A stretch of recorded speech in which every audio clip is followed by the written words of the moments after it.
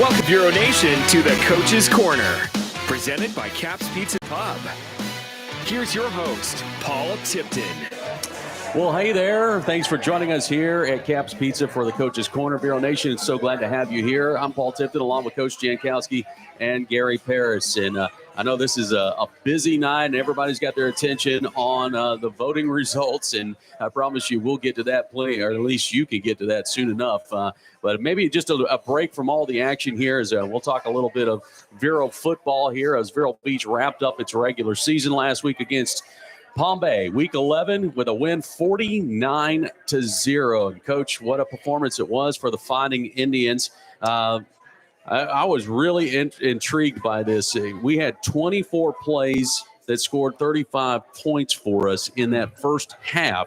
And, Mons was on fire with 261 yards, 5 touchdowns. He had 2 receivers that had 2 touchdowns and 3 touchdowns. It was a solid night for the young man. Yeah, I feel like we're talking about that every week. Yeah, right? Isn't it? Yeah. Champ is just getting better and better every time out, and had another incredible night. Obviously, 5 touchdowns in the first half and 261 yards or whatever you quoted him as there, and I just more impressive to me. And I know again, he's extremely talented, and his work on the field speaks for itself. But just his leadership qualities, the way he's not just leading our offense, but the maturity that he has as a freshman to lead our entire team, I think just keeps getting better and better and better. And our team has rallied around, his abilities, his leadership qualities. And it's just a lot of fun to watch. I thought what was really interesting, you had 4 scoring drives that were 2 plays or less in that first half of play. The offense was rolling. Yeah, I mean, we've talked about, at least my version or the importance of explosive plays, and that's always something that we're looking to do is to capitalize on the explosives when given the opportunity. And we've got good players, I think it showed. Jarvis had a big night for us with a couple big plays, some run after the catch kind of stuff. Obviously having EJ back and he had 3 touchdowns himself. And so those guys, and then I think we had 11 different receivers catch passes on the night. So we were able to get it spread out and get a bunch of guys involved. It was one of those nights. We hadn't had a night like that where we were in complete domination from the onset. So it was good that, when things like that happen and we're to the stage that we're at in the season, you have those guys that you've been able to establish the depth throughout the season. And you want to, a lot of times opportunities in games don't play out, for guys that have been working and trust the process and work hard in practice. So to get guys in the game that have been working throughout the season. I mean, we got a couple guys that you're going to talk to in a minute that have gone through some ups and downs this season and have stayed with it, trust in the process, and have played some different spots. And here they are, big contributors to not just this game, but, throughout the season. Coach, I know you're not one to scripts.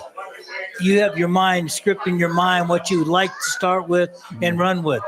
But let me ask you this: in that first half, you very seldom ran. Was that the game plan going in? Was to throw the ball because you saw things in their defense that you thought you can attack, or was that maybe possibly you're taking care of some running backs that have been banged up? You want to keep them? I wasn't sure. Somebody asked me that, and I said, you know what? I don't know, but I'll ask it on Tuesday night. I'm glad that we can keep you on your toes. That's always, more importantly than scripting plays or doing anything like that, is to try to just kind of keep you guessing up there. But contrary to what you're saying, I always do script in my mind. I script in pods of plays based on different things and what you think you're going to see. Oftentimes it's not always the same. You don't always get the look that you prepare for. So you've got to work off your script sometimes. There are different ways to script, and we would have to be on here for a couple days to go through all that. But But yeah. So obviously we wanted to get some things clicking. I wanted to see some things from some different formations, some different looks, and we were able to get it moving through the air. Goodness, there were several times where Champ could have had maybe a sandwich or two back there in the pocket. The pass protection was really good. Yeah, it was great. Yeah. And so when we had all that going, we kept going with it, and we were able to get a bunch of different guys involved. And I do mean when I say I know you script in your mind, and I was sitting there thinking, wow, this is really going well. Mm-hmm. But sometimes that doesn't always happen. You get the defense can get you off script too. Yeah, they don't always cooperate. I wish they would, but sometimes they don't. There's no gentleman's agreement. Speaking of defense, Coach, I mean, you pitch a shutout. 41 yards of offense is what they ended up with. 10 in the first half. Boy, you got to love it when you talk about the complimentary sport that it is. I mean, that's really got to put a smile on your face. Yeah, I mean, obviously, our defense is playing real well. Really, just to see the steady improvement, all three phases. I know that it gets a little bit monotonous when we talk about that, but from where we started the season and to where we're at now, just the steady improvement. Obviously, we had some great tests early on, and I think we talked about it even after those weeks that I was never disappointed. Maybe the outcome, but doing this for as long as we have, that you knew that there was a lot of good happening, and so to see the steady improvement that we've gotten, to have our guys playing at their best football at the most appropriate time is a good feeling. We're nowhere near where we want to be. We want to continue to improve, and that's why we continue to raise the bar and put pressure throughout practice. This is a little bit of a unique week in that in that it's not even really like a regular bye week, because the state has extended the season in a bye week. In the regular season, when those bye weeks are scheduled, who you're playing. Your next opponent. Right. As we sit here on a Tuesday night, we don't know who our next opponent is for sure. So we're not really in any kind of preparation mode. So really, some of the things that we've emphasized these last 2 days of practice are a lot of what we've been talking about. We've got some very, very unselfish players, and that is, I mean, that's a rarity in just society today. Mm-hmm. It's something that I think.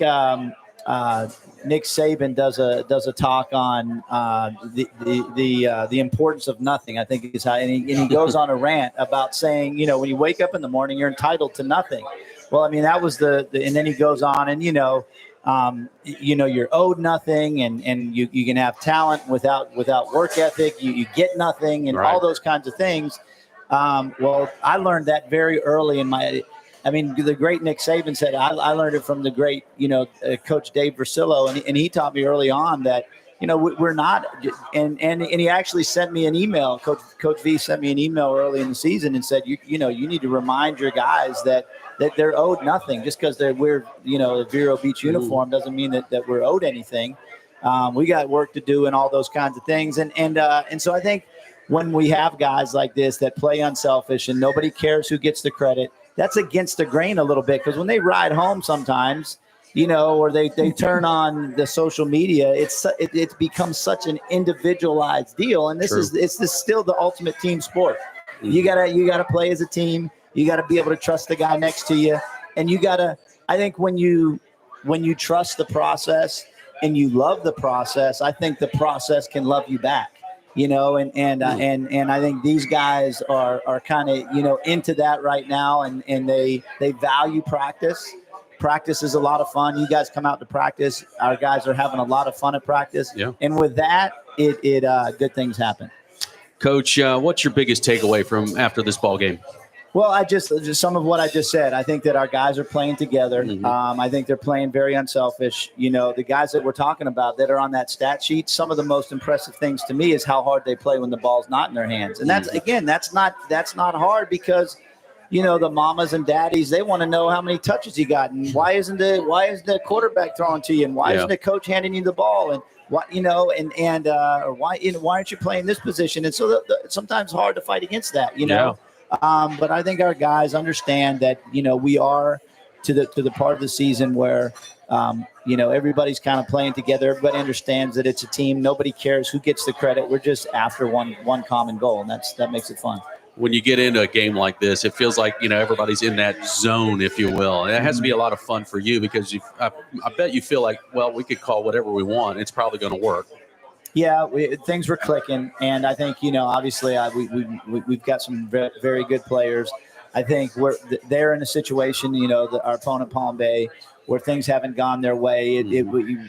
We've witnessed and watched Palm Bay teams over the years, and that wasn't their usual squad. And not to take anything away from them, they had some guys that were out there working, and I know a few of their players just from one of our players from here actually had transferred up there.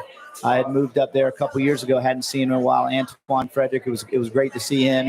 He was all over the field for them that night, and so I know they have some good players, but it just hasn't gone their way, and to see them and have them keep fighting and playing throughout. But we did have what I guess you'd call an athletic advantage in that game, and I think the cream came to the top a little bit. Yeah, I was really proud of the guys near the end of the ball game.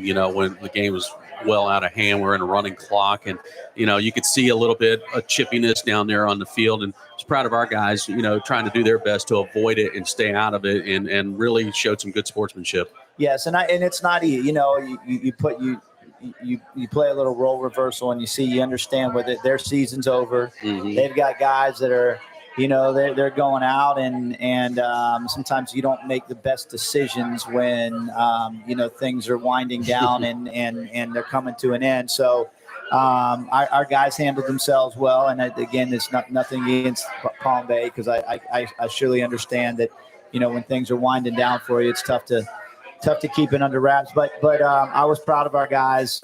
We do have a lot at stake. There are some goals that are still left out there, and as we call it, we've got the second season coming up, and we're excited about that opportunity. Absolutely. Well, it was a 49-0 win for Vero Beach over Palm Bay last week.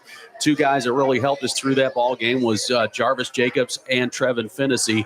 They're going to join us here when we come back.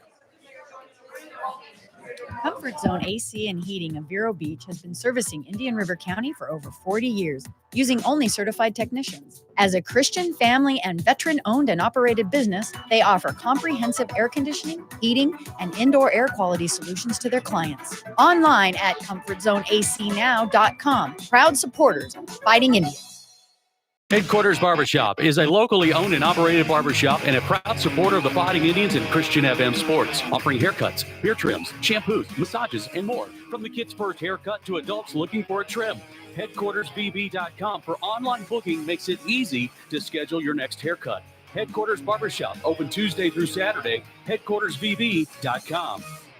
Christian FM can put this game on the radio thanks to the support of businesses like Chuck Bateman State Farm Insurance in Vero Beach. Chuck's goal is to create an atmosphere where customers can talk about what's important to them. He's also a huge supporter of our local chapter of the Fellowship of Christian Athletes. Chuck's phone is 567-1106 or chuckbatemaninsurance.com. The Coach's Corner, presented by Caps Pizza and Pub. Welcome back, Vero Nation, and glad to have you here at Caps Pizza for Coach's Corner. I'm Paul Tipton, and I'm joined by last week's Scott Sporting Good players of the game. To my left, it's Trevin Fennessy. To my right, it's Jarvis Jacobs. Guys, what a great win it was last Friday night against Palm Bay, 49-0. Jarvis, let me start with you. 4 catches, 76 yards, 2 touchdowns. Pretty good night, my friend. Yes, sir. What was going on the field? Basically, you just gotta do what you gotta do. You gotta make plays. Well, take me through the touchdown catches. Take me through the first one. The first touchdown catch, I seen the hole open, had to make a little move and get to the end zone. Yeah, you turned on the Jets, man. Yes, were you worried about anybody catching you from behind? Oh, nah. I ain't got no worries. All right, how about the second one? I had to make a move to the outside because the inside was closing, and I had to reach for the end zone.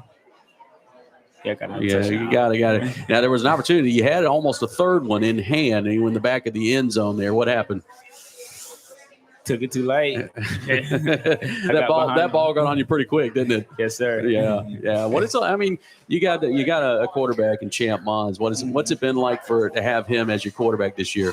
Oh, I love him. Yeah, he's just great. He's young, but he's great. He big plays. What do you think is one of the best qualities about him? He gonna get that ball to you. You're gonna get it to you Yes, in sir. a hurry, right? Yes, It's sir. gonna be on your face mask before you know it, right? All right, Trevin, you got an interception in the ball game. Take me through the play. I just seen the ball up in there. Had to go get it.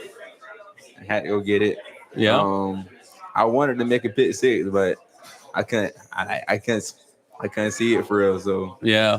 I'm sure you wanted to get that pick six, Yeah. especially when your boy Woods had already got the pick six on the Yeah. night. He was probably chirping in your ear a little bit, wasn't he? Yeah, he was talking to me. Yeah, I'm sure he does. Yeah.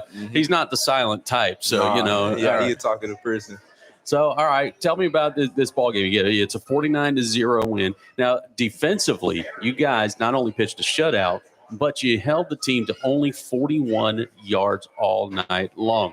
What was working well for you guys? Our defense is amazing. Linebacker TJ, Afe, our line, Deuce, Corbin, Romeo, all of them outstanding. And they're going to get us to where we need them. Yeah, absolutely. Now, Coach was just here talking about how you guys are now, you're kind of clicking on all cylinders, both offensively, defensively, special teams. He talked about you guys now value practice. What do you like about practice? Most thing I like about practice is probably Scully against offense because we push each other to be better and to get better. Yeah. What about you, Jarvis? What do you like about practice? Definitely teams. Yeah. Because it's just like you can mention everything. Yeah. It's like the more you rep it, the more easier it gets. Yeah. So like when we go, like our defense is not an easy defense. So when we go and play other defenses, it's like we already used to this. Yeah. You've already played a hard defense, Yes, so sir. everything seems a little easier, doesn't it? Yes. Yeah. Easier. All right. Well, obviously we don't have a game this week. So what are you guys trying to do to kind of keep your focus sharp? Just keep working hard at practice. Keep competing, and we're gonna go do our thing. All right. Well, I look forward to it, man. In a couple of weeks, we'll be back out on the field. We don't know exactly who we're going to play, but it doesn't matter, does it? We're just going to play who's on the field, right? Yeah. All right. Well, guys, appreciate the time. Congratulations on a great season, and looking forward to the start of the season number 2 here Yes, as sir. we enter into postseason. All right, we got Trevin Fennessy, Jarvis Jacobs, Scott Sporting Good players of the game. We'll step aside. We come back. Coach and Gary will join me back here, and we'll talk about what's coming up for the Fighting Indians. Cafe 66, located on US 1 just south of 8th Street. At Cafe 66, our breakfast menu is all about variety. From biscuits and gravy to country fried steak and eggs to Nutella stuffed French toast. Our lunch and dinner menus have something for everyone, from barbecue platters to unique burgers. Our hours online at cafe66vero.com.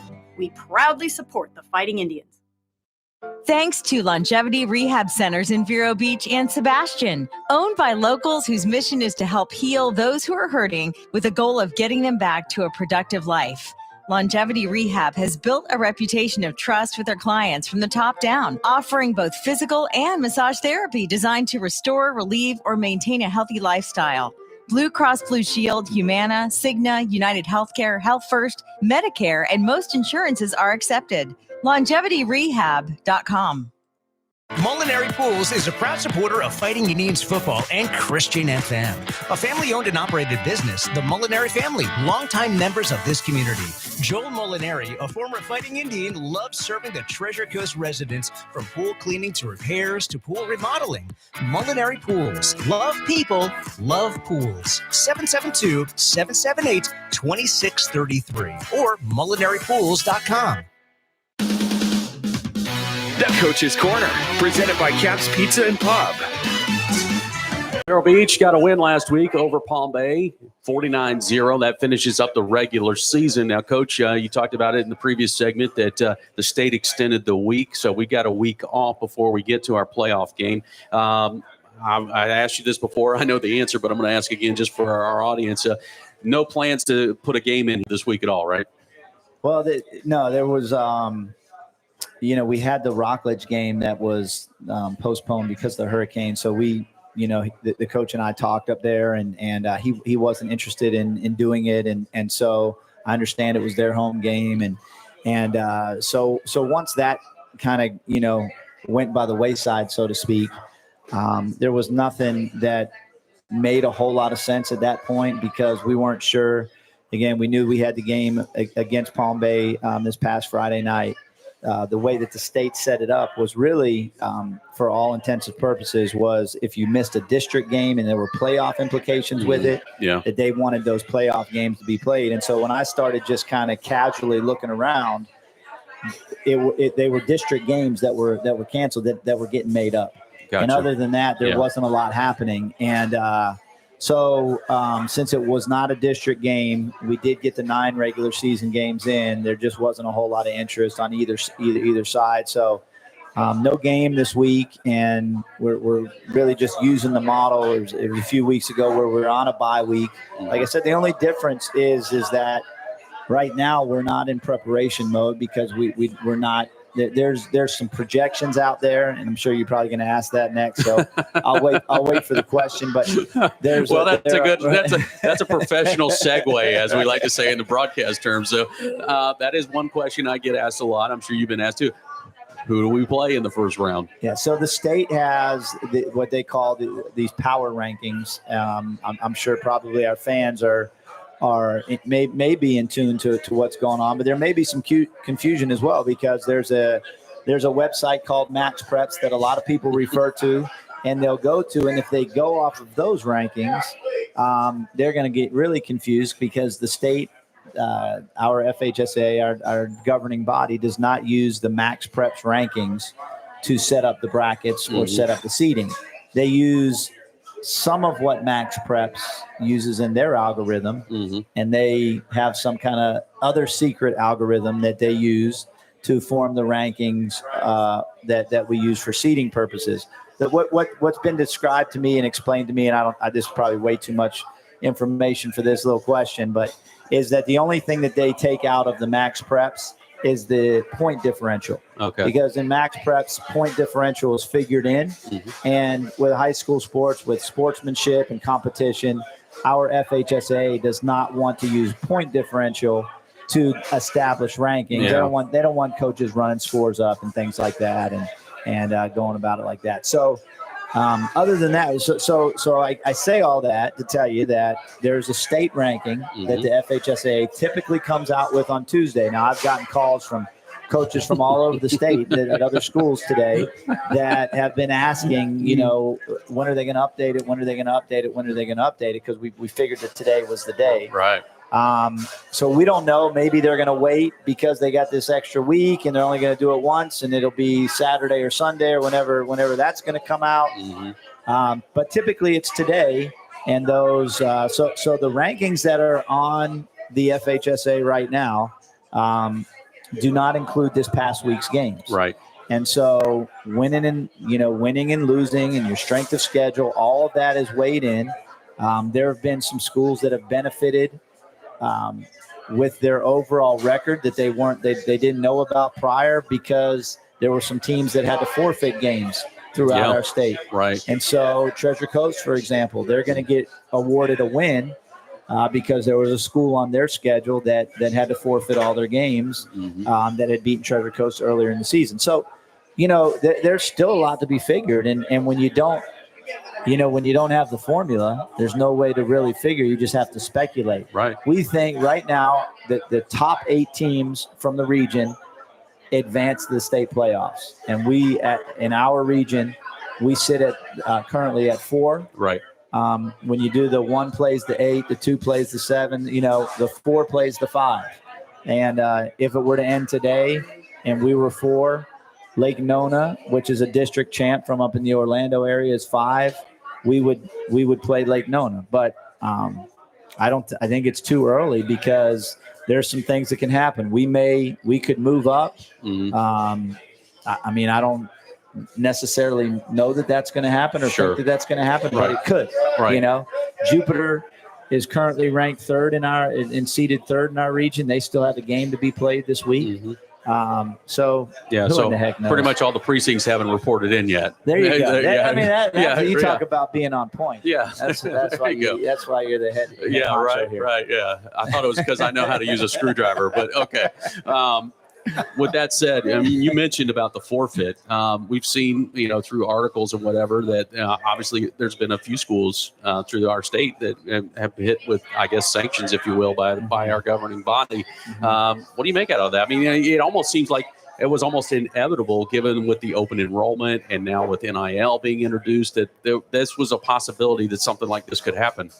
Yeah, I haven't read up on it all, probably as much as you guys have. I just know that there were a couple, pretty, recognizable schools, very recognizable schools that have been hit with, some sanctions or forfeits, I guess is the easiest way to describe it, from the state. One being First Academy from Orlando and the other Miami Central from Dade County. Now, we hadn't played either one of those in the regular season, so it doesn't affect us directly, but because they may have played somebody on our schedule, well, like you mentioned with Treasure Coast. Right, Yeah, with Treasure Coast and Miami Central, I think played both Booker T and Homestead. Right. And so if they're awarded wins, and then does that affect your strength of schedule? There's so many different things. It's a domino, isn't it? Yeah. Because that power ranking has to do with your opponent's strength of schedule. Yeah. So, anyway, we'll just control what's in our control, just like I tell our players. And let me ask you this, Coach. Having 2 open dates in the last 4 weeks or whatever you've had, how much time is about conditioning? Can you? I know it's a time of the year where you want to heal, but can you get out of shape a little bit, or is conditioning important during this time period? Yeah, I think it's possible for sure. I mean, I think to counter that is that the phrase mid-season form doesn't just mean that you are clicking on all cylinders from from an execution standpoint. Mid-season form, in my mind, has a lot to do with mid-season conditioning and getting yourself, because there is, as you mentioned, there's nothing like conditioning in a game. When you play a game, there's no substitute for that. The way that your body gets conditioned for that. And so now we've been through, including the Kickoff Classic, 10 of those games. Our players have logged a lot of minutes.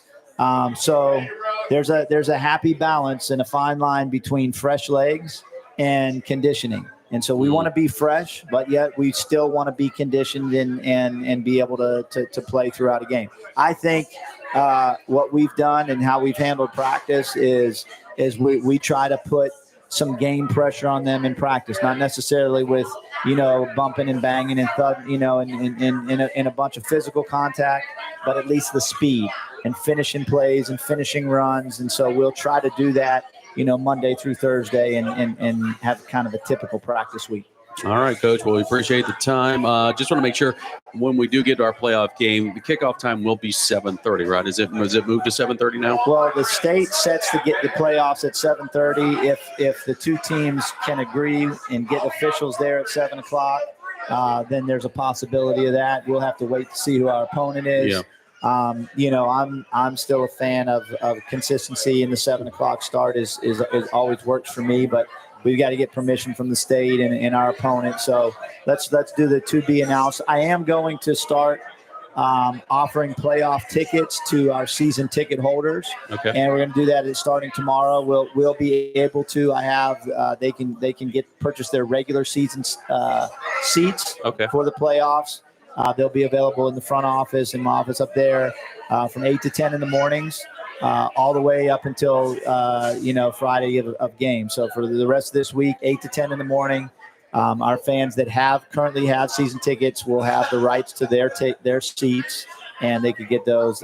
All tickets are $10. When can the others, if they don't have season tickets and they would love to go to the game? Go to the game. So that's a great question. We'll make those available the Thursday. So the playoff game will be Friday the 15th. We'll make those available Thursday the 14th from 8 to 10, and they can buy whatever's left. Okay. All right. Well, a 7 o'clock kickoff time, you got my vote for that. You guys like that too? I definitely we all like that. Yeah, love that that. works into Gary's bedtime a little better. It Yeah, does. It does. absolutely. It does. It All right. does. Thank you. Thank You're you. right on For, point thank you there. for thinking of me. You're welcome. All right, folks.